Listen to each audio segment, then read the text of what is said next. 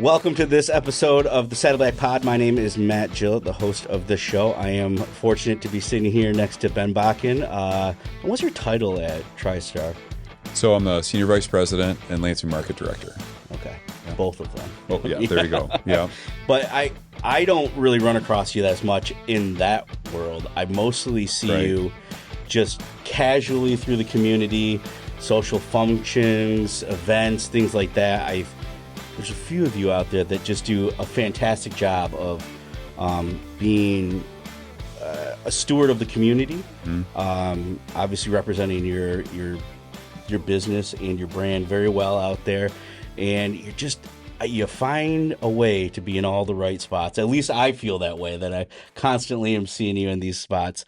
Can you tell me a little bit about that, of some of the tips and tricks and organizations that you kind of run through? Yeah, be happy to. And I mean, first off, thanks for having me on.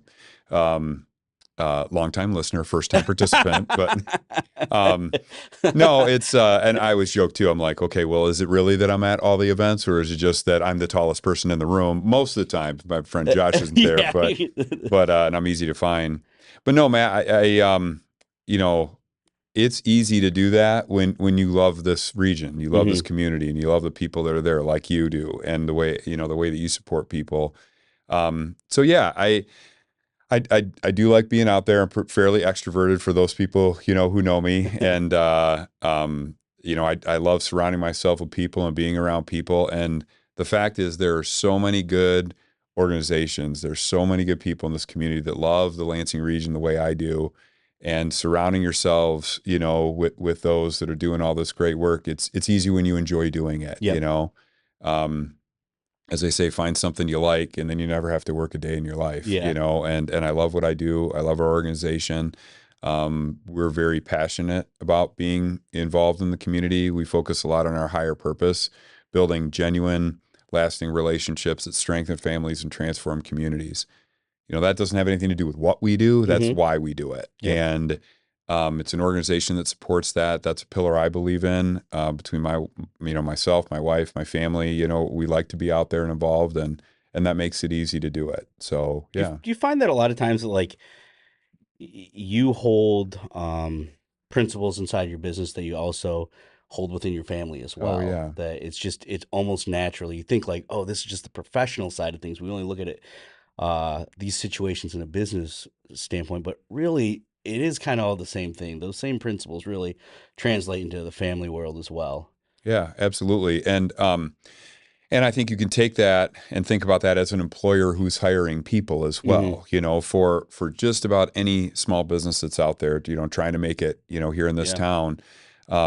Likely their biggest challenge is attracting, developing, retaining the right people. Yeah, totally. And there's a lot of things that go into that. Obviously, you have to have the right benefits, you have to have the right compensation, things like that. But the truth is, in terms of why, studies show and statistics show people go to work at a certain place or leave a certain place, is, do the values of my organization align with my own values? You have to put on a crazy different hat when you walk into the building than who you normally are, or what you actually believe. It should just kind of come naturally to you. Yeah. No, how do you? So I think one of the interesting things that I've experienced, and I'm hoping to hear the same thing from you, is that you can make an impactfully big difference with an organization outside of your own personal organization, whether you're volunteering, whether you're on a board, with not as much time investment as you necessarily think. Do you feel that way? Because going back to that kind of initial thing of I see all these places, and I'll look down, I'll read your bio or something like that. I'm like, damn, Ben, he's everywhere. How does he find time to, head up a company, be a family person, travel, obviously, take care of himself, all while he's doing, all these different things on the list? How do you manage that time? And is that time as big of a commitment as it necessarily might look like on paper? Sure. So, short answer to your question, how do I do it? At times in my life, not very well. Okay. At times in my life, I've really struggled with it. There's a short answer. And, we don't have infinite time here, so I'll give you the short version. But through my life, I went through periods where my balance was way off. Hmm. And I was very fortunate to build a relationship with someone who's very special to me, who called me out on that once. He's a person who's done a lot of positive things in this area as well, and was working with him and others on a volunteer related thing that we were doing. And he called me out on it once, that my balance was way off, and he was right. And I was doing a lot of things and sort of failing at all of them. At least I felt like I Yep. was. Relationships, being a parent, being an employee, some of the organizations that I was on. I think that's the first key to people is reminding them to find what that right balance is.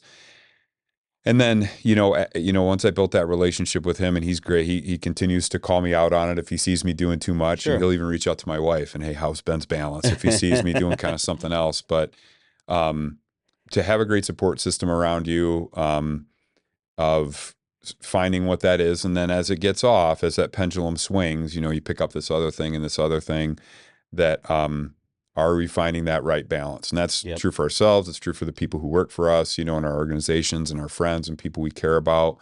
It's easy to do too much. Yep. And so I have struggled with that in the past. And, but since that time, and it ebbs and flows, right now is a particularly busy time. I've taken on some new roles of some new things that are important to me, important to my family, that I'm enjoying doing, but um, it's a constant thing to stay ahead of in Hmm. terms of on top of, Yep. with that. But that's one of the big takeaways I've had. It's hard. And there's also a saying, that you want something to get done, give it to the busiest person, that they figure out a way to get it done. Yeah. I've gotten better at delegating. I'm not saying I'm great at it. I'm Hmm. not, but with some of the organizations that I serve on, for example, I just, basketball has been an important part of my life. Sure. Historically as a player, a coach, and now with my kids, the ages they are, I've taken on the whole youth program. It's called Okay. the Holt Junior Ames Basketball as the president role. But I've got an amazing group of teammates, people who are working with me, board members, that where we've got a great system of everyone kind of doing their role, that kind of thing. I just use that as an example Yep. of having a great team, get everyone rolling in the right direction, and that's how you can then kind of be doing all those things. How So is that working with the youth, the youth of the basketball world? it's great. Again, I played basketball here locally in high school. I went to Holt.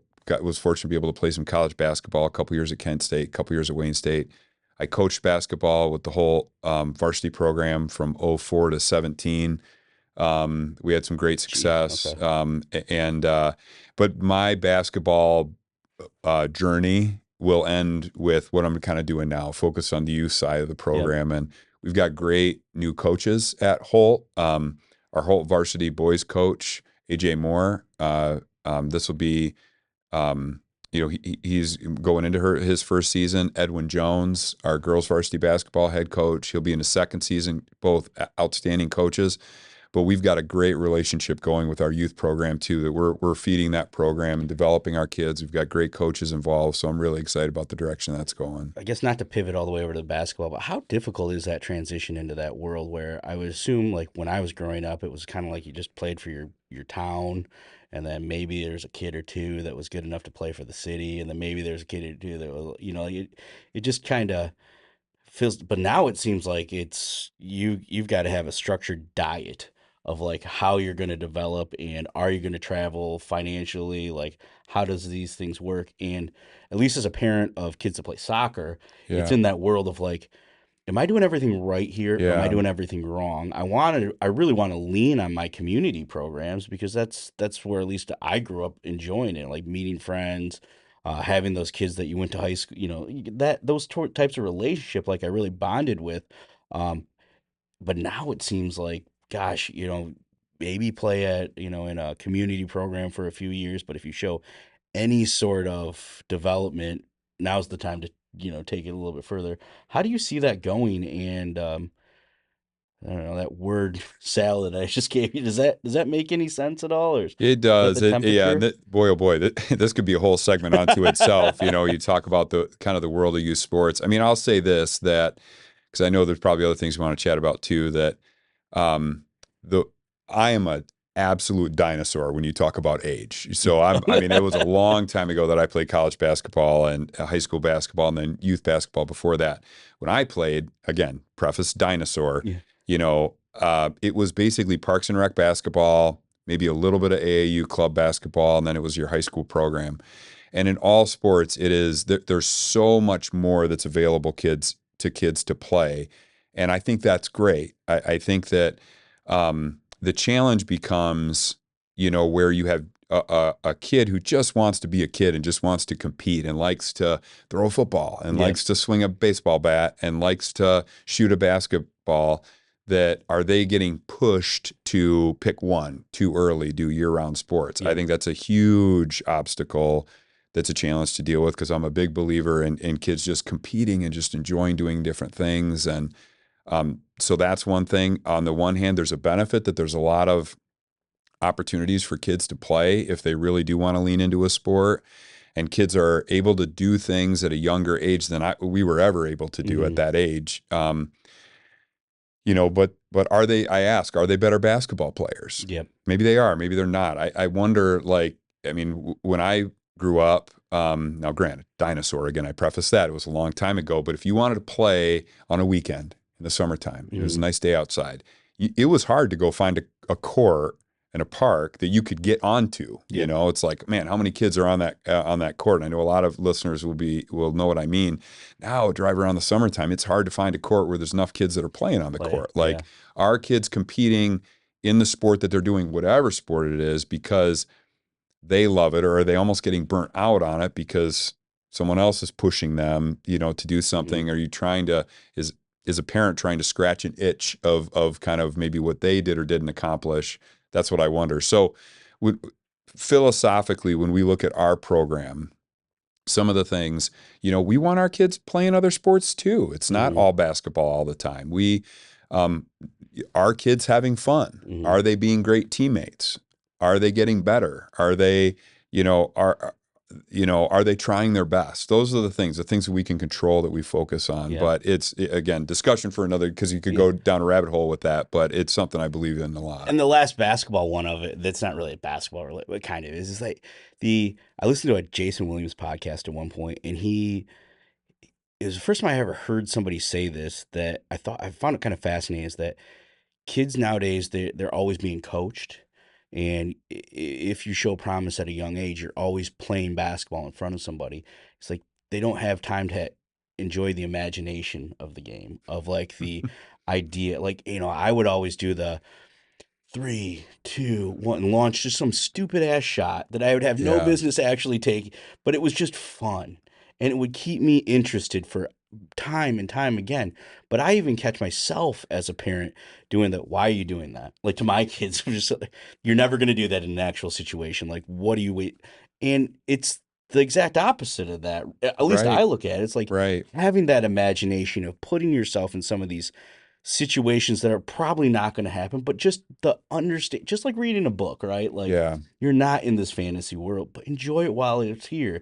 Do you find some of that's lost now, or you see that where it's like everything's serious now, and it's like, dude, you're gonna hate this before you get a chance to love this. Yeah, and absolutely, that's a huge concern. I mean, it's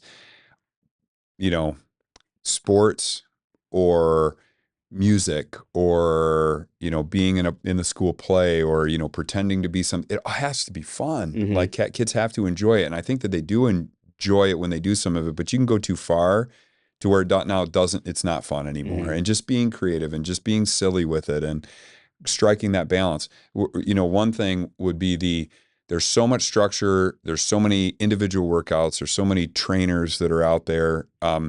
Our kids left to have the opportunity to just play basketball with each other. So again, I talk about being in the parks, or what we used to call open gym. We create that space for that in our program where kids can just go play outside of a structured environment. Coaches can be in the gym, but when it's open gym time, hey, coach, zip it. We're not instructing now. They're going to, guess what? This can be crazy. Call your own foul. You can't agree with something? Crazy. Shoot for it. Figure it out. Like, kids figuring things out on their own versus just every time I play, there's a referee there, and then how does that evolve into the other things they're doing? Because to your point, most kids who play a sport aren't going to most kids aren't going to even play in the varsity level, Yeah, much less get college paid for, much less be a professional. never. So, but what is it teaching us about Mhm. the other things that we are going to do in life? So, And that's, rolling back and kind of you hit on this point about, finding employees and being aligned with these types of things. What I've seen in my experience is that in individuals that come in with some sort of athletic experience to some degree have always been easier to progress. They understand the idea of just being told no, or yeah, this isn't working out, or we need to change, put you in a different position. They've been, you can be an eighth man off the bench and have an incredible role on a basketball team, whether you're impacting practice, how you are on the sidelines, do you stress out everybody on the team? Like all of these things that you learn at such a young age about being a part of a team, that like I feel like some of the younger individuals now that we've had come through our organization, just they've never experienced that. So I have to be the first person to maybe show them some of these things or explain some of these things that like it's hard because I want them to learn these things. yeah, That being said, I don't necessarily know if I want to waste I don't want to say waste my time, but like it is a business at this point. Like time is valuable. How much can I put into this individual to see if this experiment kind of works? And sure. it's bad language, right? That sounds really bad, but it seems like it's a lesser challenge if they have experienced some sort of youth sports, theater, Yep, music, yep, something in a structured program where there is an individual saying, I know you want to do this, and I believe that you can do this. yeah, We just got to work at it a little bit more, and you're going to be impactful in this way. And I promise you, we're going to get through this together, and it's going to be in a good experience, and we're going to yeah, have some takeaways. I just yeah, run across a lot of individuals right now that have never been challenged with that. yeah, And their first or second or third job, they still don't have those skills, those, what they call them soft skills. And hmm, it's a challenge where yeah, like I'm a really big proponent of like, no, get them in front of something, have them be told. I mean, it's obviously at a young age, it's lesser and lesser, but as you develop and you grow and you get older, eventually somebody's going to probably tell you no, and yeah, it's not a yeah, bad thing. yeah. You're right. One of the things I always say with athletics is that one of the best things it teaches you is how to lose. Hmm. It's easy to win.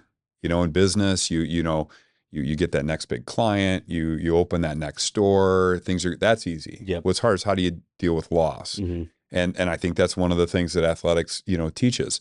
But in terms of the team aspect of it, and, I'm coming at it from an athletics perspective, but my stepson Alex, he does Lego robotics, Yeah.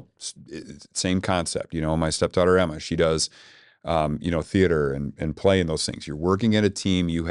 I have my role, you have your role. Yes. We can't be successful with our robotics competition. We can't be successful with our next play performance if I don't do my job or you don't do your Hmm. job. And clearly that translates to athletics. Yes. My wife Sarah, she jokes that before, she married a Bakken, sports ball wasn't a big part of their lives. Now sports ball is a big part of our lives. But the same concepts translate, Hmm. to other things. And yeah, I agree that when I've coached Sports youth sport. sports at every level, and I love it. And um, in any level of competition, the thing that I've always drilled every time you play, every time you compete, whether you're putting on cleats for football or getting your baseball mitt or your basketball shoes, there's four things you can do every day that you can control. One, you could be a great teammate to each other's, in terms of how do we work together, how do we interact. Two, you can try your best. You don't need to be as good as anybody else, but you Hmm. can bring your best every day. Yep. That's your choice. The next one is every time you compete, you can get better. There's an opportunity to play. If you played in a game, played in a practice, and at the end you're not better than you were when you started, then that wasn't successful. And Yep. then the last one is have fun. You can Hmm. have fun in competing everything you do. So every day, we have a practice. Did we do those things? What are our goals? Did we do it at the end? Even in a loss, can you have fun at times in a loss? Yes, Yes. can be moments in that you had fun. Okay. So the idea is then if you put that together for a whole season, And then you do that for a number of seasons and it builds upon each other. That's how you do something special. What I do when I translate that to kids, we'll have like kind of an end of season party or pizza party or Yep. whatever. Well, then with the kids, like think of all the parents in the room. Mm-hmm. Okay, every day when you go to work, can you be a great teammate to your staff? Mm-hmm. Can you try your best and bring your best every time you go to work? Mm-hmm. Can you learn something? Can you get better every day? And can you have fun? Yep. Same thing. Yep. If you do that as an employer, as an employee, and you bring it every day, boy, oh boy, just no different than building a great team, developing that, developing a great organization. The concepts are the same. Mm-hmm. It's how athletics and competition, I believe, can translate. And then again, those things would be the same for robotics, would be the same for the school play. So that's how I believe it comes together. Do you formulate goals in a business atmosphere the same way on a win-loss category, or is it more done like I struggle with that sometimes of like my top line sales versus my bottom, and these are the only metrics that I'm leaning towards. But as the year progresses, maybe there's years where we exceed these very quickly, and some years where it's like there's not a win in sight. And sometimes I challenged that at my last meeting. I was like, are we looking at the right data points? And like from a organization, I feel like we've developed in all these other areas that we never really have shown a ton of progress in. But from a sales side, maybe it's a down year. Mhm. And how do you orchestrate those kind of goals? And how does that? Because I would challenge that as the same thing in athletics, right? Like Mhm. win loss columns only so important. Maybe at the beginning of high school, really you should probably be looking at more like player development, team No development, question. Yeah. as it progresses. But I mean, I'm sure in youth sports, I mean, I know from experience that's not how it always works. It's Right. like, Right. were we undefeated? Did Yeah. we Right. do this? Right. We beat Hazlitt again. Like all Yeah. the stupid Yeah. shit that like Yeah. it doesn't really matter. Yeah. Right. Well, yeah, and I think so take U Sports for example.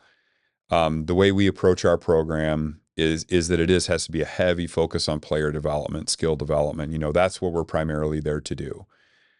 And winning and losing can't be the goal because it's an outcome. Hmm. Okay, it's not something that you control, but it's striking the right balance because if you have a team, let's say, that is competing in a division or in tournaments that they're not ready for, and that group of kids goes 0 for 15 in a season, Hmm. it's hard to accomplish the goal of having fun. Sure. So we want to compete at a level where you're having opportunity to be successful and feel that win because that does matter. It keeps people engaged where they want to play and Yep. they want to continue.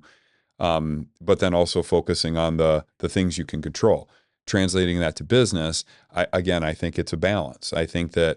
Um, I think it is important for organizations to have goals that focus on results. Results do matter, Yep. But if it was all results and there are things that are outside of your control and you miss the results, but you did the right behaviors, that might be punitive when it shouldn't be. And I think that the other side of that coin is true that while we can have things that are more things we control, that, are we creating the right opportunities to get into in front of new prospective clients? Are Yep. we engaging with our current clients with the frequency and the depth that we should? Those are ones that we can control. I think striking the right balance of both. That the outcome does matter, Yep. but it also needs to be. But the behaviors were right. You can have a year where we didn't hit the outcome, but look at the behavior things that we could control. Yep. We were doing the right things. The results will come. It's striking that I balance. love that perspective because I struggle with that as a small Mm-hmm. business owner of like I find myself in like what I call like whiteboard situations where I just kind of want to map it all out and figure out like if we struggle over here, what happens over here? How do we adjust one side to the other and where should I be focusing my time? And I mean, there's a lot of times where I'm like, dude, I'm just doing it all wrong. Like I'm looking at Yeah, all the yeah, wrong things. I'm really struggling with this individual over here. Is this a person issue? Is this a systems issue? What do we deal? Should I not even be worrying about this person because this person shows up? Everybody seems to like like it's just yeah, a challenge and figuring out those key elements of what to look at and I think that's great insight of like just having that working balance of like it can be you can have a win and it's not a win on the win column yeah, if that's yeah, for lack of a better yeah, term. yeah. I mean, I think honestly, I've been at TriStar almost 6 years now, and president CEO that I got started by, he started this, and now our president CEO, who's there, who's my boss, was our CFO before, and that having the right leadership, that executive leadership, setting the right direction, is really important. TriStar, in my opinion, does a really, really excellent job at that. We have a strategic plan. We dust that strategic plan off. It's a 5-year strategic plan. We look at it every spring. Hey, are these the right strategic long-term things that we should be focused on? And we engage our entire leadership team with that. Okay. And yes, this is from a 5-year perspective, looking out, these are the right things. And these are minor then tweaks, that we'll kind of adjust. Then the fall, we say, okay, what are the goals we're going to accomplish next year? Again, thinking from the lens of the 5-year strategic plan. And then we take that in terms of the goals we want to accomplish as an organization. And it's a balance between things we can control and more outcome-based things. Mm-hmm. And so, and then that then translates into the individual level for departments and individuals as they set their goals for the year. Are those all supporting what we're trying to work in the direction of for the organization? It sounds simple, but it works really well, and it keeps us both focused on the long term as well as the short term. And our business is a great example because we are a wealth management firm at the core. That's what we do. And what does that mean? We manage money. So we have an investment team that helps people manage their investments, both, IRAs, tax deferred accounts, Roths, as well as after-tax money. We do that for individuals. We do that for organizations. We help companies with their employee benefits plans, 401k plans. We do a lot of work with helping business owners thinking in terms of their eventual exit succession. We do financial planning. So that's not necessarily the investment side, but hey, when do I want to retire? What do I want retirement to look like? Do I have a budget? Should I have a budget? We, as a trust bank, we can serve as a successor trustee. So we help people with kind of their estate plans. And if they have a trust, we can help them with that. So we do all those things. That's what we do. But at the core of how we get paid, because we manage investments and we get paid as a function of that. If the market has a bad year, which we don't control, that's gonna affect our results and our performance. If the market has a great year, that's going to help us. So I say that from the standpoint, again, the results matter. But there's a big portion of what we do that we don't control. That's why a lot of our goals have to be based on the things that we do control. Are we meeting with all of our clients at least once a year? That's a big goal for us. We don't want to just be available when a client calls. We want to make sure we're in front of them. We think that helps with retention. Are we generating the right opportunities with the right people to share our stories so they understand what we could do? So we're bringing in new clients to our organization, helping us grow. So it's a balance of both the things you can control and the things maybe you don't control that are results focused. No, I really like that approach. You did bring up something in there that I thought was interesting too. Something that I don't know last year or so has actually came up on my end, which was like kind of the succession plan and things of a business. And I know that can be a complex conversation. And when it was brought up to me, I was kind of like, what? I mean, I didn't really understand exactly what they were asking. In the restaurant hospitality field, I would probably, and I'm just pulling this number out, probably say the majority of us are just, this is what we do. If there isn't really a long-term goal, this is how we put food on the table. You're working in your business, for lack of a better term. Not on your business. I think that's the way. I know exactly what you mean. And I find myself probably positioned more on my business than in my business. But I mean, I've been fortunate to be seen or networked with a lot of people that are probably the opposites of that. And the question always comes up of like, I mean, eventually I have to sell it. And then having been the winner a couple of times of restaurants that, have kind of got to that point, does just seem like at the end of the rainbow, there's an asset sale. Maybe you can sucker somebody to come into those things. Restaurant specifically, because I don't know, I mean, that's what I know kind of best. But what's your kind of takeaway on when this should start to become an actual reality and how you should take those necessary steps to see, to have that end of a rainbow, like where you're not that, I don't want to base it on age, but that 75-year-old person that's just kind of still caught in the rat race and, this is what I'm doing. And if I don't do this, we don't have anything. I'm Yeah. trying not to be, the greeter at Walmart Yeah. kind of thing. Yeah. Well, again, we've hit on one that could be a discussion point all in itself, but it's a really important one. I'm glad we're spending a couple minutes talking about it. To answer your question, I believe the day any business owner starts their business is the day they should start planning for their exit. And that is not the approach that business owners take. And I'm not saying that anecdotally. There's surveys, annual surveys and research that constantly shows that when asked the question of two business owners, restaurant, manufacturing, service, anything whatsoever, is planning for my eventual exit succession important? Yes. Do you think that it would be valuable if I had a formal exit succession plan in place? Absolutely. Have you done it? Nope. And I'm not picking on any one industry or any one business owner. That is constantly, the answer. For me, let me tell you why I'm so passionate about it. So, my background, I started, the biggest chunk of my background was in commercial banking. Okay. So commercial loan officer for a number of different banks. And when I started in that, and I'd have a loan request for, a business owner, a restaurant owner who needed some financing, but, buying their building or, build out for the next space. Sure. I go in front of the loan committee, and the loan committee would ask all these different questions, but rarely asked a question about what is this business owner's exit succession plan. Mm-hmm. By the end of my time as a commercial lender, that was like one of the first questions asked all the time. Why? Because constantly you see businesses who end up in a bank's workout department because something happened and the business owner, whether their choice or not, had to look at an exit sooner than they were planned. And then this good business with good people ended up failing. And it is so important to have that exit succession far in advance of when you're planning to sell. Mm-hmm. And I'd even say that when when a business owner, says, well, it's going to be years from now that I'm going to have to sell. I would say pause. Don't say sell, exit. Yes. There's a lot of different methods of exit. It doesn't always have to be a sale. And the approach that we take is that we are agnostic to how you sell. It doesn't matter. It could be an arm's length sale, could be to a competitor or an investor, could be management buyout, could be in some cases an ESOP, could be a lot of different ways that a business exits. But the owner has to plan for that well in advance of it happening and thinking in terms of not just the profit of my business, which every business owner thinks about, I can promise you, what are my sales? What are my profit? But what drives value?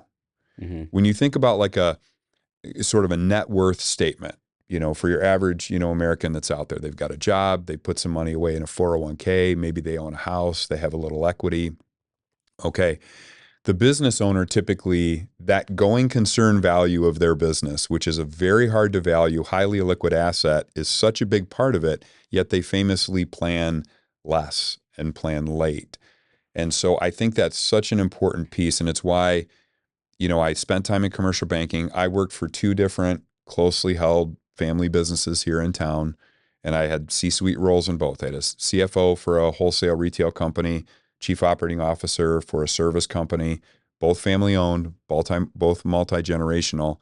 Then when I came to TriStar, in addition, I went out, got a certified financial planner, CFP designation. I got a designation called certified exit planning advisor because I'm so passionate about the importance of business owners starting to think in terms of driving value for my business, even if it's going to be maybe a family succession. I've got, child in the business. They're going to want to be involved and take it over. Great. You still need to think about driving value. It's just good business planning, but also really coming at it from the personal financial planning standpoint. Mm-hmm. What do I need to get out of this business? Mm-hmm. What do I want to do in my next act, and that's really important in terms of planning for that. So that's an area I'm very passionate about. So when you say like day one, somebody should start thinking about this. One of the things that challenged me in the last year was that was brought up, but I was doing I got so much shit on my plate right now. Yep. And I if I can't figure out these things, I can't even grasp the idea of somebody wanting this or me passing these problems or headaches down. Like it just seems like a gulp to then go, don't worry about all these things, Matt. Let's go talk to Ben about getting out of this, planning this thing out. Yep. And at least for me, it's the fear of the unknown of maybe even the entry level questions that somebody might ask in a succession plan of I don't know. Like Yeah. that's an Yeah. uncomfortable thing, especially if you're supposed to be the head of your company or your bit like well, what happens when something like this that sort of Right. fear I think would be a barrier for somebody to look into some of those things, those challenges, especially if they've been in business in an operation for a while. What can we do to overcome Yep. some of those? Yep. So, a couple things, and I'm glad you bring that up. One of them is simply time. So, business owners, you are constantly putting out the daily forest fire of the most important Yeah. thing. You're many times being reactive to the things that are happening, and you need to deal with it. Hmm. And that's a reality. And I'm not saying that that shouldn't be the case because you have to do it, but you need to find time to balance. It's no different than saying the time of working in the business versus working on the business. This is one of those strategic things. The next thing I will say is one of the first questions I'll ask a business owner is right now, if you just didn't go back to the office and you had to be gone for 3 months, say something happened to you, medical related emergency, and you had to be gone, what would happen with the business? For those business owners who say, yeah, there'd be some challenges, but my management team's in place, they know what to do, things would go on, things would be fine. Versus the business owner who says, oh, the wheels would fall off. Like this Yeah. afternoon, we wouldn't make payroll, that Yeah. kind of thing. Two businesses, let's say they do the same thing. Let's say they have generally the same type of profitability. The first business, the business owner who say, yeah, I could be gone, that business is worth more because this business, the one over here where it's so owner dependent, we talk a lot about owner dependence. If the owner is the only person who knows how to do these three things, they're the top salesperson, they have all the best, top client relationships. It's too dependent on you. If you're not there, the value's not there. Hmm. So it's building up this is a driver to building up the management team, delegating, and I know easier said than done, depending on the stage the business is in and kind of where they are with profitability. But getting to that point where the business owner who can successfully exit themselves from the day-to-day need, they've better plan for their exit, their succession. They've added more value to the business because they can do that. The other thing is this desire of, oh, I don't want to deal with it right now. Hmm. I like the saying, the problem without a due date is a really hard problem to solve. Yeah. I don't need to do it this week. I can do it next week, which Yep. becomes next month, which Yeah. becomes 10 years from now. Um, and some business owners don't want to talk about it. They say, well, I don't want my staff to know that I'm talking about an exit. Yep. I don't want them to know that. I was talking to somebody once who was kind of saying that, well, we have to be really careful because I don't want them to know that I'm planning my exit. Sir, you're 85 years old. If you think your business owner, your staff isn't going to work every day going, what's going to happen if Matt, Yeah. doesn't show up tomorrow? He's 85, Like this is something, give me a break. You think they're not thinking about Yeah. that? This can be something that you tell staff and be open about it that, hey, I have no plans to exit. I have no plans to sell. Hmm. Do I want to have a plan B in case something happens to me that's my choice or not? Yep. Every business owner will exit their business whether it's their choice or not. Yep. So just the exercise of doing it can honestly help in a lot of ways. So We had a meeting, in-house meeting yesterday when I openly said, like, we need to work on a few things. And I said, guys, we've worked really hard to get me out of this yeah, operation. Like I'm out of the day-to-day things. Um, and I'm kind of the overseer role. I probably would put myself more in the role that you're describing of good. somebody who's Good for you. outside your Your head. business. Yeah.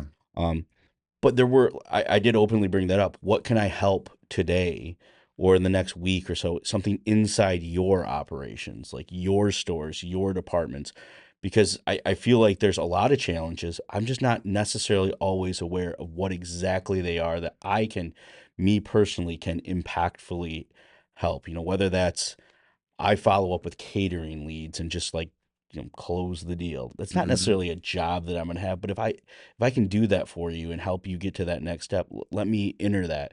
If we're doing content, if do you need me more times than not to create better content, whether that's me just, making food or talking about something or whatever, like what can I do? And it put me in a weird spot because everything says what you're kind of saying, like, well, not kind of saying what you're saying, get out of there, not get out of there, but step back from it. And I'm kind of trying to get back into it subtly. They're complicated ideas because I'm also not trying to say I want to be, find me a role because I don't Yeah. want to do that because then I'm just creating another problem all while I'm not sure how it's digesting with the employees by me saying, or my management team by me saying, I'm kind of out of the org. Like I'm not really as heavily involved as I once was. Does that show lack of leadership?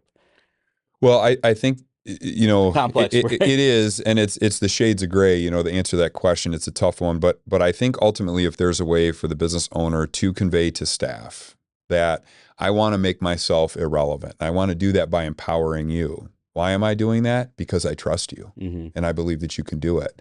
And I'm still going to be involved. I'm going to oversee things. I'm going to, give feedback if I see something that maybe needs input, but there's a way to do that to make people feel empowered and trusted, that you believe in them, and then striking that balance in terms of where you feel that you need to be involved, to benefit everybody. So yeah, but in terms of how you do that, I mean, what at TriStar and myself, what we focus on is it is important for business owners to be thinking of this far in advance of okay, now they're ready to exit. Yeah. And I mean, there's a whole other host of reasons that how much it drives value, tax implications to, how you exit, Hmm. doing it smartly versus doing it, in a way that's last minute.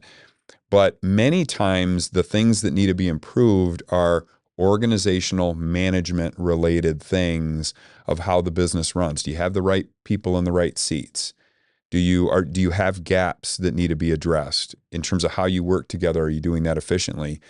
Um, and there are organizations and people that I work with closely that will help with that if that need is there. That's like, hey, this could be a 1-2 year plan because we need to get to a point where if, let's say, there's an eventual exit, and if that exit ends up being a sale, Hmm. okay, then through the due diligence period, that potential buyer, regardless of what type of buyer it is going to find out if you have big significant gaps that are there. Yep. So working with a strategist who can help you get to the point where it's that smooth running organization that has the right people in the right seats, people feel trusted, empowered, they feel good that the business owner is effectively reducing their risk Hmm. by ensuring that the business isn't solely reliant on Matt, on Yep. that one person. And then moving in that direction. There again, there's folks that we work with that help with that type of strategy. So Interesting. yeah, Yeah, it's a challenge, right? I it mean, is. and it's, I mean, just even uncomfortable. It's almost uncomfortable. Like even just talking about it in a casual setting like this, I'm like, there's a list of shit that I should probably be addressing to some degree. And Well, when, I'll pop in there because I've been part of a lot of these discussions early on with business owners where I start asking some of these questions and I see them always do that, yeah, like, oh, no, I haven't, like almost like an embarrassment, a discomfort. mhm. And I always say, hey, if you feel a little embarrassed, uncomfortable there, don't worry. You are lumped in with by far the vast majority of business Yeah. owners that are in that same boat. The point is taking that step to make progress at it. Mhm. I hear business owners say, well, this is something I should have done a long, long time ago. Yeah. The best time to plant a tree is maybe 20 years ago, but Yep. the second best time is today. Mhm. And there's no better time than right now to Yeah. start moving that It seems direction. like I haven't been a doctor in 10 years, and like I know I need to Yeah. get a physical. I don't want to hear this. And sometimes it's fine. Everything's good, man. Yeah. Everything looks good. So we just got to push forward. So Ben, as we wrap up here, I Yeah. mean, any last thoughts? I mean, we've been all over the place from That's where I like to social be. life to For those, basketball. ask my wife, Sarah, she'll tell you. For those who know me, I'm always all over the place. So yeah, no, But this was great. no, we covered a lot of stuff. I mean, my biggest takeaways were obviously the succession stuff, but I obviously love the similarities between business and sports. It's Yeah. something that I like to talk to people about. I normally use like I didn't play football, but I normally use the idea of like if you're a business owner, you are like a pocket passing quarterback where Mm. you will be there and get all the praise when you throw that 70-yard bomb, but you got to train, you got to everybody on your line. It's got to be in the same, it have to be on the individual roles, and you got to trust them that they're going to get their That's right. job done. That's right. You've got to make that pass. You've got to be there, and you can be the highest highs or man, if you have a bad game, you got to be at the lowest lows, but you got to be able to sit there and trust your team. Yeah. Otherwise, you're going to get destroyed. So Well, hey, these days you can't bring up football without all of us thinking about the Lions. yeah. It's pretty fun to, finally be there. And but to the analogy, we've all seen David Montgomery with the fantastic things he can do, running the ball. There's other touchdowns he had that you and I could have scored because the offensive line is doing their job. Everyone's doing their job. And when everyone's working together, that's when you have special things like this come together. On our marketing team, this will be out later past this, but we've got we've been drafting a post, and the post is based around the idea that hey, the holiday season, share your Lions memories from the last 20 years with your family.